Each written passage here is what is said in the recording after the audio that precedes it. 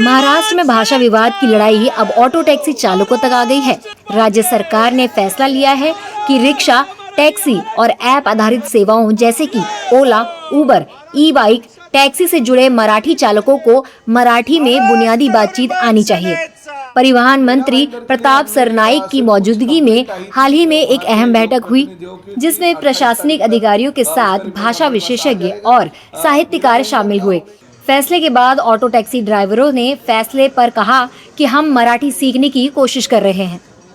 1 तारीख से जो मराठी बोलने का सरकार ने निर्णय लिया है, ये हमारे राज साहब ठाकरे जी के विचार जो हैं ये पूर्ण महाराष्ट्र में फैले हुए हैं।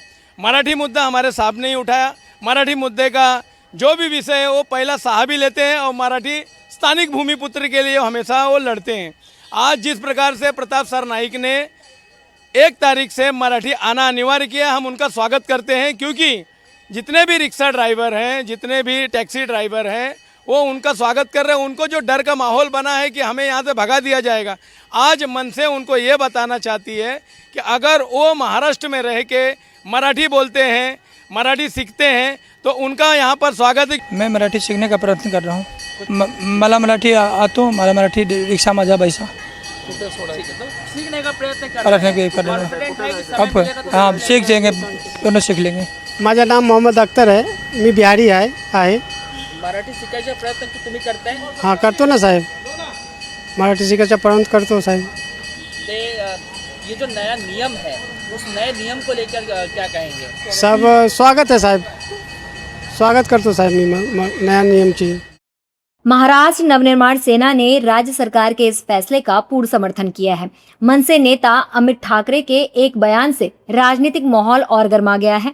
दरअसल अमित ठाकरे ने कहा है कि सरकार द्वारा लिया गया फैसला पूरी तरह सही है और इससे किसी प्रकार की दिक्कत नहीं होगी। जिन्हें हड़ताल पर जाना है वो जाए, इससे कोई फर्क नहीं पड़ेगा। अगर आंदोलन के दौरान किसी मराठी व्यक्ति को परेशानी हुई तो सड़क पर पिटेंगे। See, you are staying in Maharashtra, you are staying in if you are staying in Karnataka, if you are staying in Tamil Nadu, if you are staying in Gujarat, you have to respect the local language.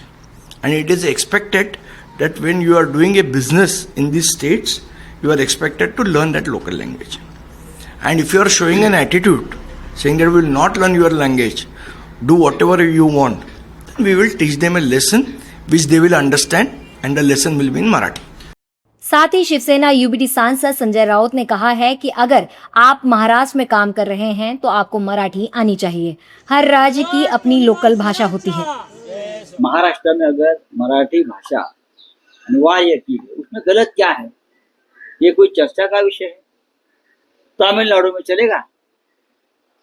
Tamil Nadu में तमिल भाषा अनिवार्य होनी ही चाहिए।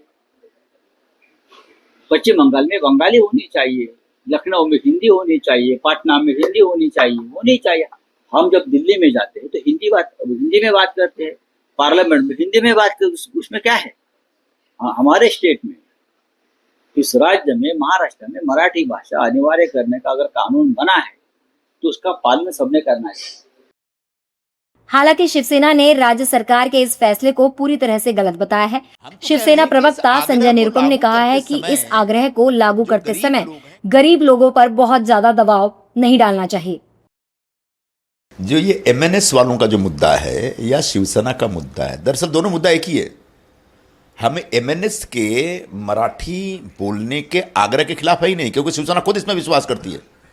हम तो कह रहे हैं कि इस आग्रह को लागू करते समय जो गरीब लोग हैं, कमजोर लोग हैं, उनके ऊपर बहुत ज्यादा दबाव नहीं डालना चाहिए। अच्छा, मराठी बोलने का आग्रह सिर्फ ऑटो और टैक्सी वालों से क्यों? कॉर्पोरेट सेक्टर में काम करने वालों उनसे क्यों नहीं है? रिलायंस में काम करने वालों उनसे क्यों नहीं है? बिरला में काम करने वालों उनसे क्यों नहीं है? बैंकों में काम करने वालों उनसे क्यों नहीं है? तो किसी गरीब को सताना अच्छी बात नहीं है।